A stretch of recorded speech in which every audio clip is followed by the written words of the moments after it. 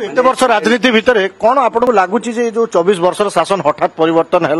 लोक चेंज लोक चेंज आशा अधिक फल मिलला लगुच नो नो मोर टार्गेट अलग थिला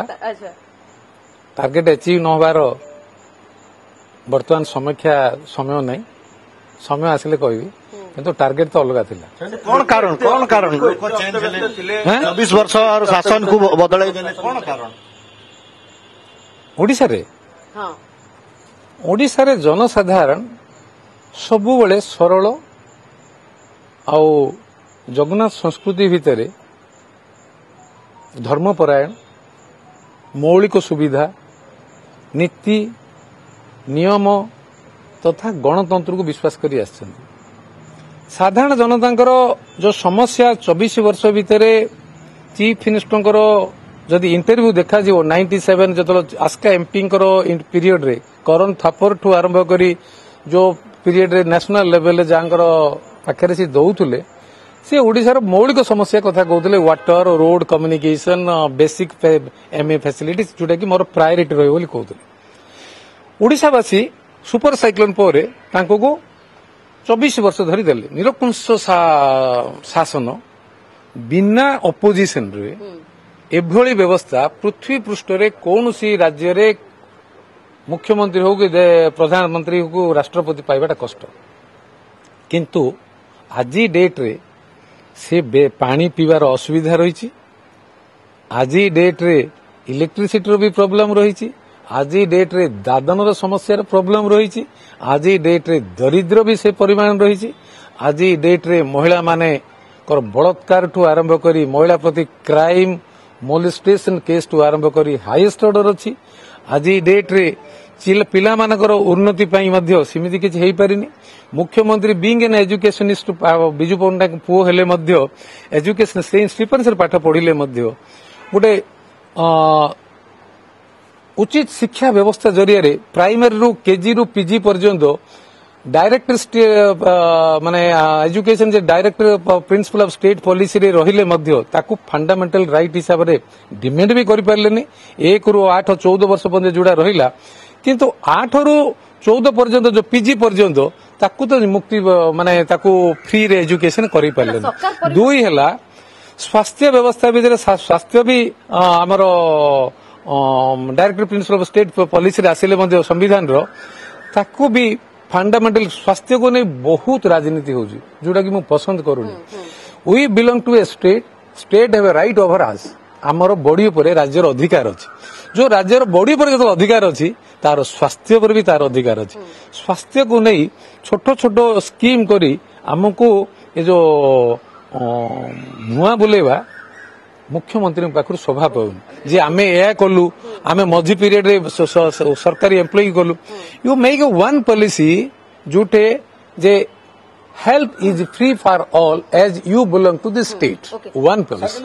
गंजाम सर गंजाम कथा आपण कहउतले आमे जेतले लास्ट टाइम इंटरव्यू देथिलु आपनकर जेतले आपण हॉस्पिटल रु डिस्चार्ज हे आस्तेले गंजाम रे बूथ रिगिंग होतबा कथा आपण कहउतले हिंजिली रे पर्टिकुलरली रे बूथ रिगिंग होची बोले आपण कहउतले अशांत गंजाम खलीकोट रे राजनीतिक हिंसा हला हत्याकांड हला एबे किंतु लोक किंतु तार किछि प्रभाव देखा बोले लोक परिवर्तन कले बीजेपी को वोट देले मु कहिथिबा कथा किछि असत्य कि आज मोर बंधु सांबादिक बंधु मानक मोर अनुरोध समस्त पोस्ट ग्रेजुएट आर जर्नालिज्म प्रोफेशनल पिला माने आज पाठ पढ़ुछंती मते बरहमपुर रे 13 तारिख दिन जो अटैक हला अटैक बरे मु तो मेडिकल गली बरहमपुर आसिक एम्स रे जॉइन हेली विभिन्न फुटेज मु देखुथली से फुटेज रे मु मोर तांकर धस्ता धस्ती हला तांकर आर्गुमेंट हला ये कथा विभिन्न जगह आज मोर खाली सांबादिक मान गोटे अनुरोध जेतेबेले न्यूज प्रदर्शन करती से समय रे सत्यता कौन प्रकाश करने अनुचित जे प्रकृत घटनाटा कौन थिला से दिन से घटनाटा नुह कि वीडियो फुटेज हैला परे जे पछाड़ू कि आसी मते अटैक करूची ए कथाटा जतलो जानला परे तापर समस्त चुप हो गले मोर कहबा अनुरोध जे गणतंत्र भूमिका बहुत गुरुत्वपूर्ण गणतंत्र माने गणमाध्यम भूमिका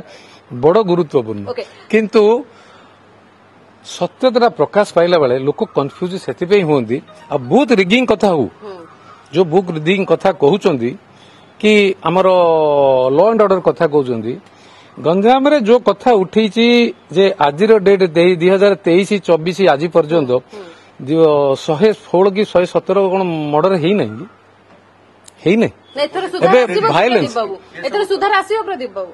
ସୁଧାର ଦେଖନ୍ତୁ, ସୁଧାର law and order is only not a police department subject. ମୁଁ ଏହା ବି ଆଜି ବି କହୁଛି। ଆଉ ଗୋଟେ ବଡ ଚର୍ଚ୍ଚା ଆପଣଙ୍କୁ ପଚାରିବି, ସାଂସଦ ହେଇଗଲେ କେନ୍ଦ୍ର ମନ୍ତ୍ରିମଣ୍ଡଳ ସ୍ଥାନ ପାଇବା ଆଶା ଅଛି କି? ଆଶା ରଖି expectation will give more pains and suffering. You do work, God have with you. କାମ କରନ୍ତୁ, ଭଗବାନ ଆପଣଙ୍କୁ ଯେମିତି ଫଳ ଏବେ ଦେଲେ, ଯଦି ନିଷ୍ଠା ସେବାର ଇଏ ଅଛି, ସମୟ ଅନୁସାରେ ଶ୍ରୀକୃଷ୍ଣ କହିଛନ୍ତି ବିନା ଆଶାରେ କର୍ମ କରିଚାଲ, ଫଳ ସମୟ ଅନୁସାରେ ପାଇବ। ଦାଦନ କଥା ସାର୍, ଦାଦନ କଥା ଆପଣ କହୁଥିଲେ, ଲଙ୍ଗ ଭିଜନ କିଛି ଅଛି କାହିଁକି ନା ପ୍ରଧାନମନ୍ତ୍ରୀ ବି ଦାଦନ ପ୍ରସଙ୍ଗ ଉଠାଉଥିଲେ ଏବଂ ପୁରା ଗଞ୍ଜାମରେ ବର୍ତ୍ତମାନ ଯେହେତୁ ଦାଦନ ପାଇଁ ବହୁତ ସୁନ୍ଦର ଭାବେ ପଲିସି ଷ୍ଟେଟ୍ରେ ହଉ, ମାଇଗ୍ରେସନ ମାନେ ଯୋଉମାନେ ଦେଶ ବାହାରେ ଯାଆନ୍ତି ତାଙ୍କ ପାଇଁ ପଲିସି କଣ ହେବା ଉଚିତ ତାର ପାଇଁ ଡ୍ରାଫ୍ଟ କରି ରଖିଛି। ଯୋଉମାନେ ଅନ୍ୟ ରାଜ୍ୟକୁ ଯାଉଛନ୍ତି ତାଙ୍କ ପାଇଁ ଡ୍ରାଫ୍ଟ କରି ରଖିଛି। ଆଉ ଯୋଉ ଜିଲ୍ଲାରୁ ଅନ୍ୟ ଜିଲ୍ଲାକୁ ଭୁବନେଶ୍ୱର ମେଟ୍ରୋ ସିଟି ଏରିଆରେ ଯୋଉ ବହୁତ ଲୋକ ଆସନ୍ତି ତା ପାଇଁ ବି ରଖିଛି। ଯେମିତି ଦାଦନ ତ ରହିବ, ଦାଦନକୁ ସମ୍ପୂର୍ଣ୍ଣ ହଟେଇବା ବି ସମ୍ଭବ ନୁହଁ। ତ ଗୋଟେ ଫେଜରେ କି ବର୍ଷେ 2 ବର୍ଷରେ ହଟିବନି, କିନ୍ତୁ ତାକୁ ରାଜ୍ୟ ସରକାରଙ୍କ ଯୋଉ କର୍ତ୍ତବ୍ୟ ଦାୟିତ୍ୱ ଯୋଉଟା ହୀନତାର ପରିଦର୍ଶନ ହେଇଛି 24 ବର୍ଷ ଭିତରେ, ତାକୁ ଦାୟିତ୍ୱ ସମ୍ପନ୍ନ କରିବା ଆଉ ଥଇଥାନ କରିବା, ତାଙ୍କର ସୁରକ୍ଷା ଦେବା, ସେ ବ୍ୟବସ୍ଥା ଉପରେ ମୁଁ ବିଚାର ବିମର୍ଶ କରି ଗୋଟେ ପଲିସି ତିଆରି କରି ରଖିଛି। ବିଜେଡିର କାହାକୁ ଭେଟିବା ପାଇଁ ଚାହିଁବେ ଏବେ? ମୁଁ ପାର୍ଟିର ପ୍ରେସିଡେଣ୍ଟ ଆଣ୍ଡ ଦିଲ୍ଲୀର ନିର୍ଦ୍ଦେଶକୁ ଅପେକ୍ଷା କରିଛି। ଯୋଉ ନିର୍ଦ୍ଦେଶ ଅନୁଯାୟୀ ଯେହେତୁ ଦଳର ଶୃଙ୍ଖଳିତ କର୍ମୀ ହିସାବରେ ଦଳର ସଭାପତି, ରାଜ୍ୟ ସଭାପତି ହଉ, ଦିଲ୍ଲୀର ରାଷ୍ଟ୍ରୀୟ ସଭାପତି ହୁଅନ୍ତୁ କି ଦଳର ସର୍ବୋଚ୍ଚ ନେତା ପ୍ରଧାନମନ୍ତ୍ରୀ ହୁଅନ୍ତୁ, ତାଙ୍କ ପାଖରୁ ଯୋଉ ନିର୍ଦ୍ଦେଶ ଆସିବ ତାକୁ ମାନିବା ମୋର କର୍ତ୍ତବ୍ୟ ଧର୍ମ। ରହିବ ଯେ କିଛି ଅଫିସର ଯୋଉମାନେ ଇନଭଲ୍ଭ ରହୁଥିଲେ ପଲିଟିକ୍ସରେ, ଆପଣ ତାଙ୍କୁ ଆଇଡେଣ୍ଟିଫାଇ କରିକି ବର୍ତ୍ତମାନ ତାଙ୍କ ଉପରେ କାର୍ଯ୍ୟାନୁଷ୍ଠାନ ହେଇଛି। ଆଉ କିଛି ଅଫିସର ଅଛନ୍ତି ଯୋଉମାନେ ଦଳୀୟ ମନୋବୃତ୍ତି ହେଇଯାଇଛନ୍ତି। ମୁଁ ତମକୁ ଆଜି ବି କହୁଛି, ମୁଁ ସବୁବେଳେ କହିଛି ଯେ ମୋର ଶତ୍ରୁତା କାହା ସାଙ୍ଗରେ ନାହିଁ। ମୋ ଉପରେ କାହାର ଶତ୍ରୁତା ହେଇପାରେ ମୁଁ ଜାଣିନି, କିନ୍ତୁ ମୋର କାହା ସହିତ ଶତ୍ରୁତା କରିକି ରାଜନୀତିରେ ବଢିବା ସମ୍ଭବ ନୁହଁ। ମୁଁ ଆଜି ଏ ଯୋଉ ଜନାଦେଶ ପରେ ଆପଣମାନଙ୍କୁ ଅନୁରୋଧ କରୁଛି ଯେ ଶତ୍ରୁତାରେ ସମାଜ ଗଠନ ହୁଏନି, ମିତ୍ରତା ଭିତରେ ସମାଜ ଗଠନ ହୁଏ। ଆଉ ଯିଏ ଯାହାର ଭୁଲ କରିଛି ପ୍ରାୟଶ୍ଚିତ କରି, ଯଦି ପ୍ରାୟଶ୍ଚିତ ଗୋଟେ ସୁଯୋଗ ଅଛି ଆମ ନୀତି ନିୟମରେ, ଶାସ୍ତ୍ରରେ, ପୁରାଣରେ, ସେ ପ୍ରାୟଶ୍ଚିତ କରି ସମାଜର ଭଲ କାମ କରିବା ପାଇଁ ଯିଏ ଆଗେଇ ଯିବ ତାକୁ ଭଗବାନ ସୁଯୋଗ ଦିଅନ୍ତି। ମୁଁ ତ ଛାର ମଣିଷଟି। ଆପଣ ଅଫିସର ରାଜ କଥା ସବୁବେଳେ କହି ଆସିଥିଲେ, ଏବେ ଅନ୍ତ ହେଲା କି? Mission over, chapter close, only democracy will rule, no ମଲାତନ୍ତ୍ର, ଓନ୍ଲି ଗଣତନ୍ତ୍ର।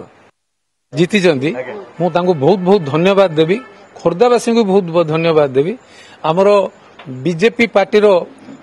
21ରୁ 20 ଜିତିଛନ୍ତି, ହିଷ୍ଟ୍ରି ହେଇଯାଇଛି,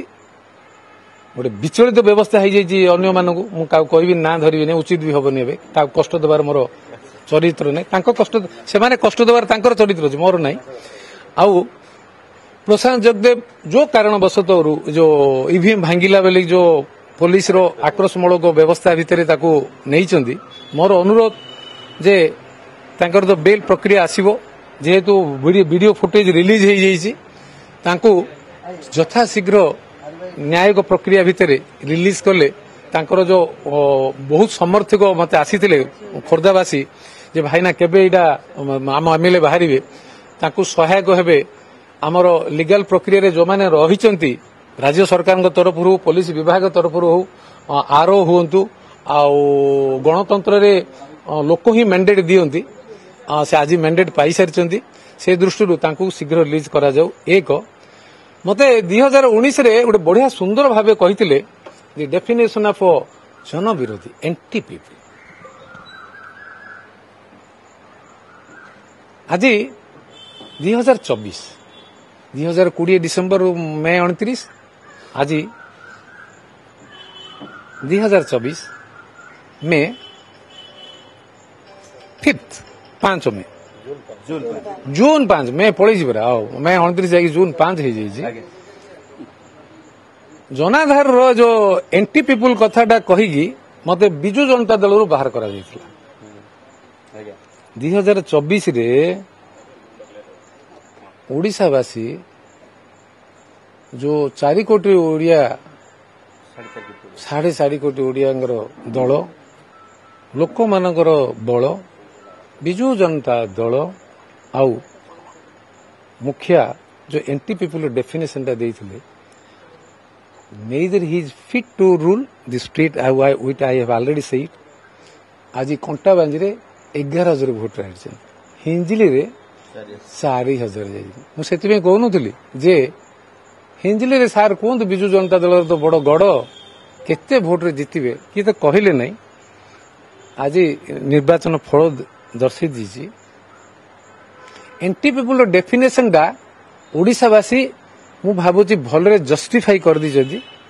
मु अधिक बुझेवा दरकार नै आपण मानको अनुरोध मोर से रिवेंज पॉलिटिक्स रे मु विश्वास करू नै समस्त संगे मिलीमिशी की राज्यर गठन पई राज्यर समृद्धि पई काम करबा विथ सेल्फलेस इंटेंशन रे नॉट विथ सेल्फिश पर्पज